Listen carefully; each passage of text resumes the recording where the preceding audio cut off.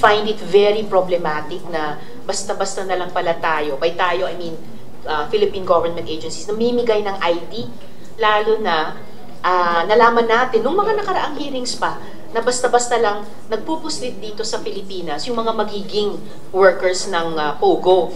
And these IDs would legitimate their stay here in the Philippines.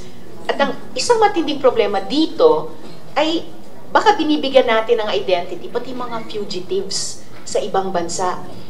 Philippine birth certificates are being produced for Chinese citizens, and those are being used to apply for Philippine passport. So, naiimbento yung buong identity at personal history.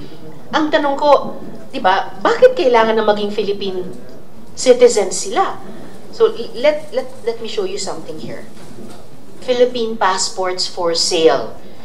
Parang Philippine nationality for sale. Parang Philippine identity for sale. I'm not asking these questions to rouse fear, but really to underscore a main point that POGOs may be used as conduits to allow even enemy entities or forces and their spies into our country. Maybe POGOs and scam hubs are not the end game. Baka ano lang sila, hakbang lang sila, patungo sa ano, baka yung end game ay i-infiltrate yung mga borders natin at pahinain yung ating national security with our own Filipino officials as enablers.